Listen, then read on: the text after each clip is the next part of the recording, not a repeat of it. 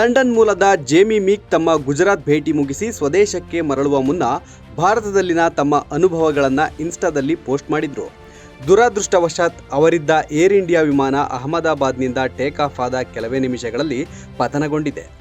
London ಮೂಲದ Jamie ಮೀಕ್ ತಮ್ಮ ಗುಜರಾತ್ ಭೇಟಿ ಮುಗಿಸಿ ಸ್ವದೇಶಕ್ಕೆ ಮರಳುವ ಮುನ್ನ ಭಾರತದಲ್ಲಿನ ತಮ್ಮ ಅನುಭವಗಳನ್ನು ಇನ್ಸ್ಟಾದಲ್ಲಿ ಪೋಸ್ಟ್ ಮಾಡಿದ್ರು. ಪೋಸ್ಟ್ನಲ್ಲಿ ಭಾರತದಲ್ಲಿನ ತಮ್ಮ ಅದ್ಭುತ ಅನುಭವಗಳನ್ನು ತಮ್ಮ ಗೆಳೆಯ ಫಿಯೋಂಗಲ್ ಗ್ರಿಕ್ಲಾ ಮೀಕ್ ಅವರೊಂದಿಗೆ ಹಂಚಿಕೊಂಡಿದ್ರು. ಅಲ್ಲದೆ ಬುಧವಾರ ರಾತ್ರಿ ಇಂದು ಭಾರತದಲ್ಲಿ ನನ್ನ ಕೊನೆ ರಾತ್ರಿ ಎಂದು ಬೇಸರದಲ್ಲಿ ಹೇಳಿಕೊಂಡಿದ್ರು. ಜೇಮಿ ಸ್ವದೇಶಕ್ಕೆ ಮರಳಲು ಅಹಮದಾಬಾದ್ ವಿಮಾನ ನಿಲ್ದಾಣದಿಂದ ವಿಮಾನ ಹತ್ತುವ ಕೆಲವೇ ನಿಮಿಷಗಳ ಮುನ್ನ ಮತ್ತೊಂದು ವಿಡಿಯೋವನ್ನ ಪೋಸ್ಟ್ ಮಾಡಿದ್ರು.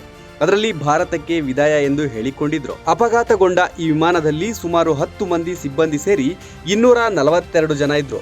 ಅದರಲ್ಲಿ 133 ಪ್ರಯಾಣಿಕರು ಸಾವನ್ನಪ್ಪಿದ್ದಾರೆ.